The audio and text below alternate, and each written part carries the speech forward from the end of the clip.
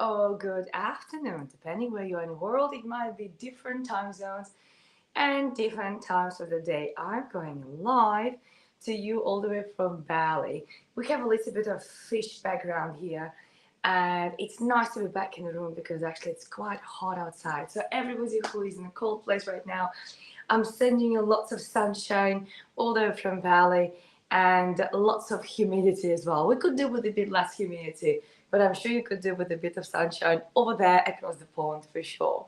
So here's me going live today with the regular Q&A on relationships. And today will be slightly different twist because it will be not a Q&A, it will be actually more case study.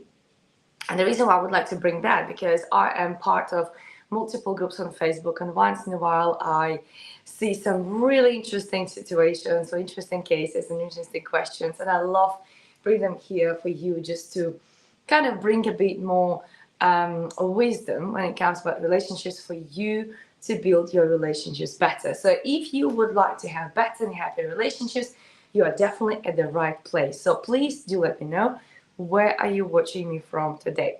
So I would like to bring the first situation straight away. It's less about relationships, however, it is impacting the relationships 100%. So here's the situation. A lady asks, women in their mid-30s who want kids. That's description, right? What advice do you have for other women like myself that are feeling the pressure to find someone in today's dating world? I'm turning 37 soon and I'm feeling so anxious about it. So as you can tell, it's not really about relationships, but as you can tell, it's going to impact relationships 100%, okay? So here's this big term in society that's going around regardless where you are in the world. It's called clock is ticking. Right? And I'm sure you came across this term and you know what it means when woman is feeling under pressure.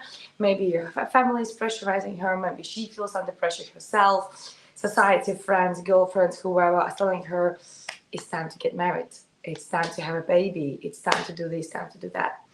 The truth is, there shouldn't be any pressure at all. There's no such a thing as clock ticking. You rather allow that clock tick for a very long time, and then you find the right person to have the right child with, rather than you go ahead and you pick anybody just because the clock is ticking. Out of desperation, we pick the wrong part because we are desperate. Think about it. It's almost like with a hunger or with a thirst. When you're thirsty and you really, really need a drink, do you really care what it is? Right? You grab whatever. But when you are not that thirsty, when you could do with a drink, this is when you allow yourself to be picky. This is when you allow yourself to be choosy. The same applies for relationships. You got to give yourself permission to be unbothered about the fact that your clock is ticking. Remember, it's not ticking. Okay? You're going to have a baby if it's meant to be, when it's meant to be. But picking the wrong guy or the wrong woman for the sake of just having a baby, this is the decision that you will regret long term, guaranteed. Guaranteed. Okay? So going back to this situation, what advice do you have for other women who feel the pressure of clock ticking and having babies? Start working on yourself. There's nothing wrong with wanting a baby if you want it. There's nothing wrong for you to want to be in a relationship if you want it. But it is wrong to be desperate to be in a relationship. It's wrong to feel under the pressure to have a child. So my advice is start working on yourself. Release the weight of other people's opinions and expectations. Release the weight of living up to how other people tell you should live. Give yourself permission to live the life you want. Allow yourself to do exactly what you want. Because going forward, what will happen? And I can give you a couple of scenarios here because I've seen it again. amongst some of my friends, amongst many clients, amongst just other people, and I'm sure you have the same scenarios. Okay? So somebody goes ahead, has a child because clock is ticking, relationship doesn't work out because obviously it wasn't authentic, and then they end up in another relationship, and then there's another guy, and then of course that guy most likely not going to have children. Now you're going to have another child or another guy, and then you're going to end up probably also divorcing again because for some reason that's not going to work out. And then again, you're going to have probably another guy, third relationship, and maybe he will not have a child, or maybe he's a little bit too big or whatever else, and you will end up with another child. Seriously? Just because clock was ticking, just because society tells you that you have to have a child, how about making your own conscious choice? I will decide when I will be in a relationship and whether I will want to have a child at all. Because remember, choices you're making today will impact your life going forward. Think about the outcome of your decision that you're making now, 18 years later. Because having a baby, yes, society pushes you, but society is not raising a child. Your parents might push you to have a child, but they're not going to raise a child. It's going to be you giving up 18 years of your lifetime or more in order to raise a child just because clock is ticking. So I hope that will give a little bit of clarity for some of you. Because I know that children is such a big topic in general. Before relationship, during relationship, after relationship, right? And I would like to talk about co-parenting after this question as well, because this is such a huge topic. But it's something you got to remember. There's no such a term officially, of course, it's unofficial everywhere. But officially, there's no such a thing that you have to rush with having a child. Allow yourself to choose when you will have that baby and with who. And you rather wait for the worthy partner. And whilst you're waiting, you work on yourself. You shift your relationship blueprint. You shift your relationship psychology. You shift yourself. And then you manifest healthy, emotionally and physically available, financially stable, healed partner who will be great co-parent. You're not just choosing somebody who will give you the semen to create a baby.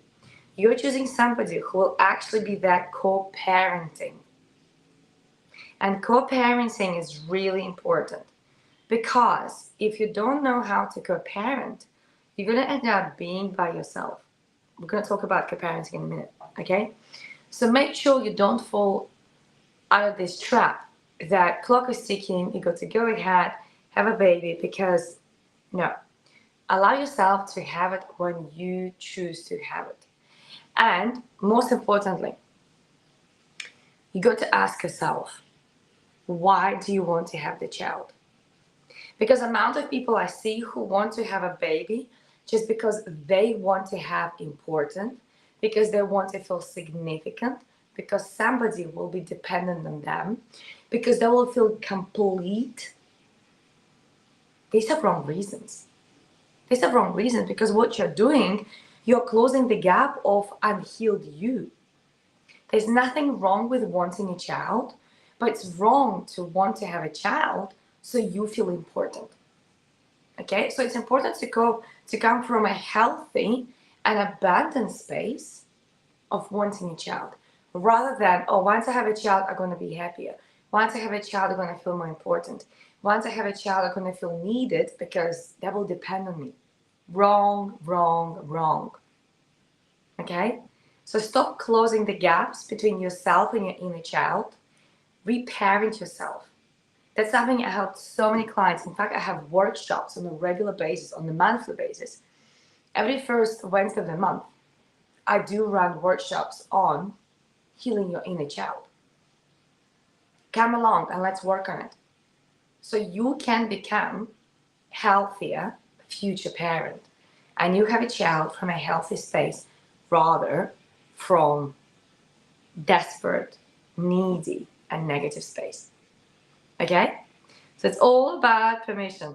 Take a piece of paper and a pen and write down on it, I give myself permission to live my own life and to choose and pick when will I have children, if I will, When will I get married if I will? And when I will do what? And add whatever else you want. Okay? But give yourself permission to live your own life. That's really important. This is how so many people tell me now, Olga, you live your dream life. You're still young. Your son is 18. He's already gone. He's in college, year 3, studying. He lives with his dad. You travel full time. Like, how did you manage to get so lucky? The truth is, it's not luck. It's outcome of multiple decisions. Could I have more than one child? Yes, I could. My decision was a no because I knew if I would have more children, it will slow down my life. Okay? And I knew I don't need more children to feel more significant and to feel more important or anything else because I never had my child for those reasons. I wanted to have a child. It was the desire to just give birth to another life. It was a desire to bring a human being.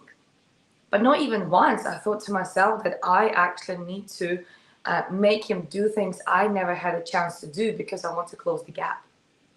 Okay? Doesn't mean I was a perfect parent. Of course I was not. Of course I was not. And I wish I would be a much better parent, much better mother.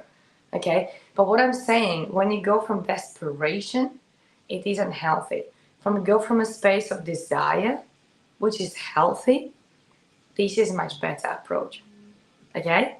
So give yourself permission to live your own life because you, my darling, I think so, pay your own bills. So stop worrying other people's opinions, stop listening to other people's expectations, and live your own life. So that's about the situation with children for those women who feel like they're quite desperate to have a baby and what shall we do. So the next topic, which I think naturally comes out, probably with a massive gap, but not for everybody, is co-parenting. The reason why I would like to bring co-parenting because I know co-parenting is impacting absolutely every relationship in the world. Whether you're together with your partner or you're already separated, healthy co-parenting is really important. Okay? In my case, I am blessed and I'm truly grateful. And I will always say that my son's dad, he's the most amazing father and he's the most amazing man in the world. I couldn't wish for any better co-parent than he was. Okay?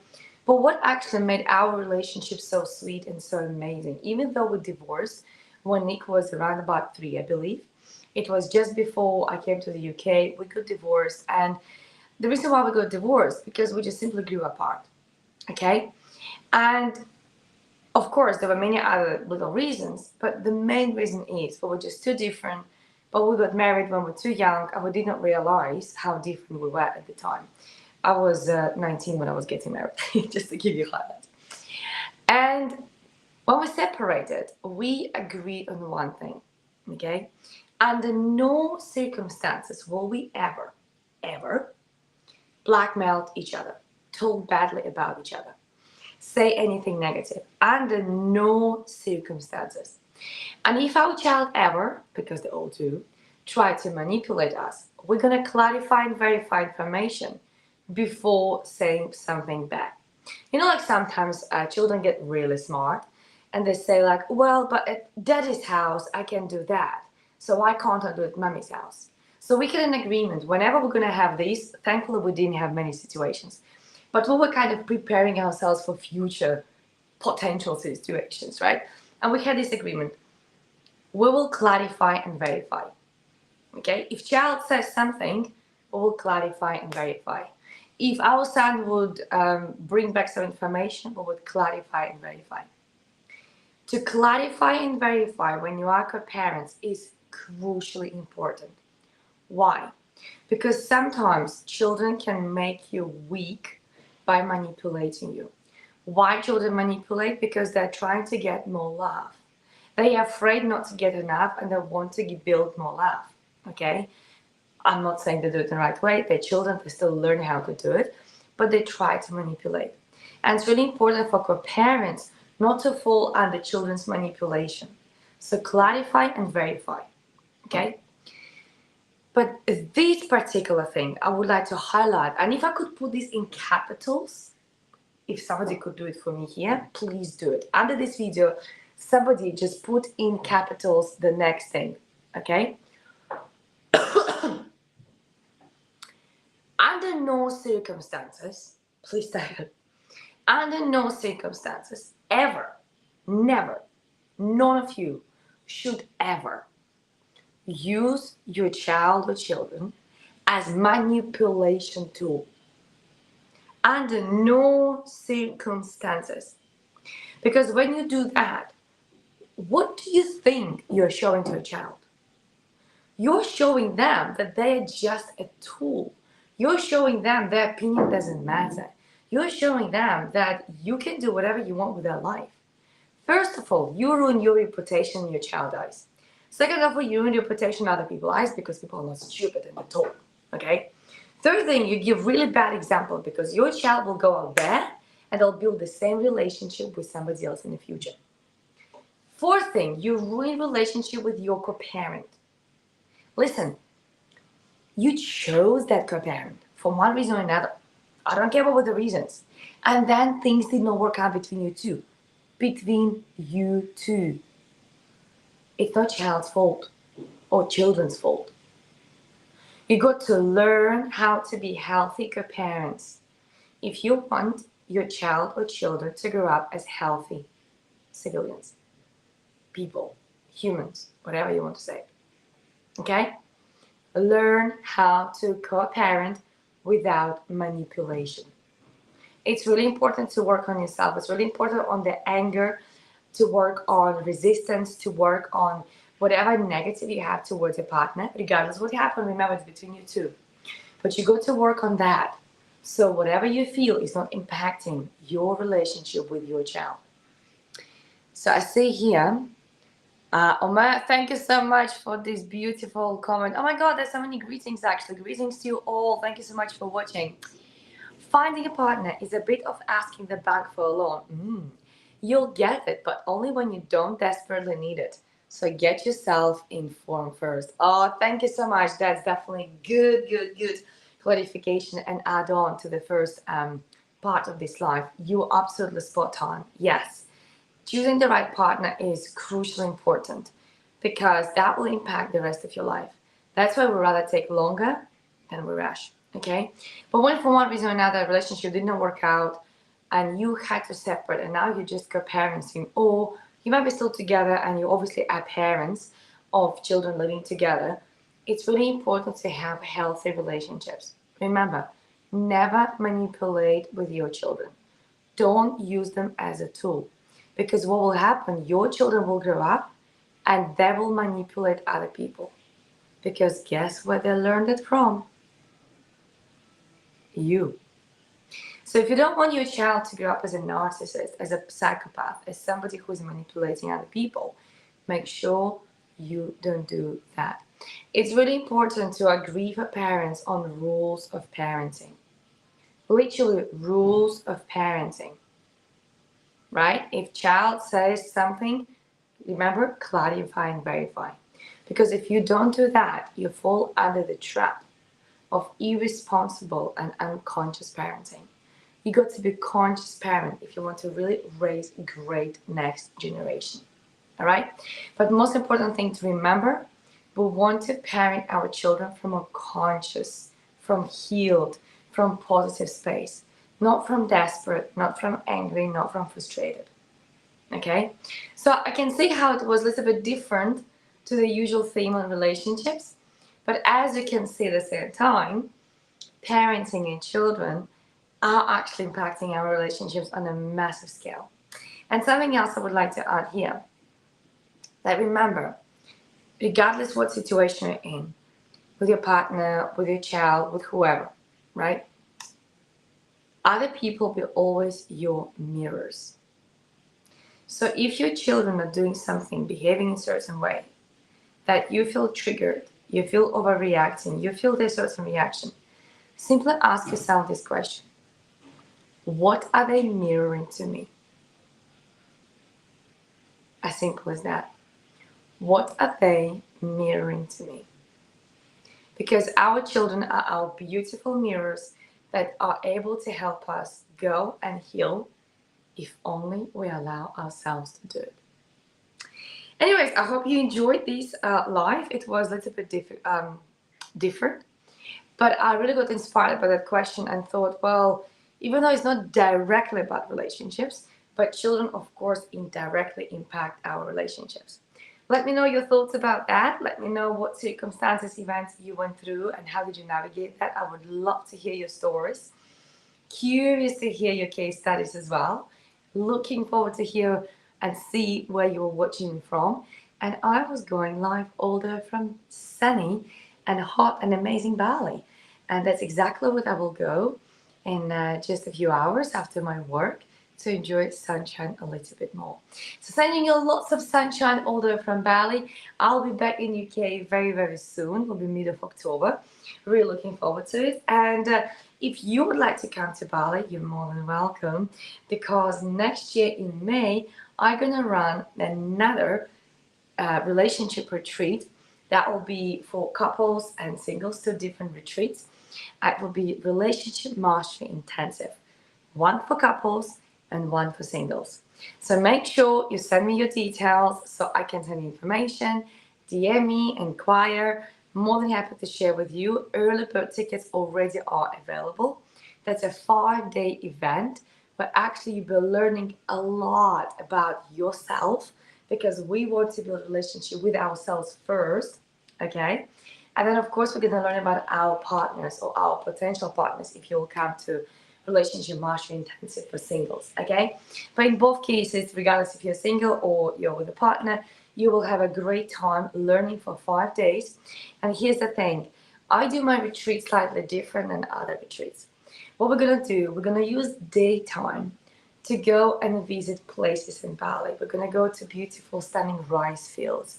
We're going to go to the volcano. We're going to go to beautiful beaches and this and that. So we're going to do activities during the day.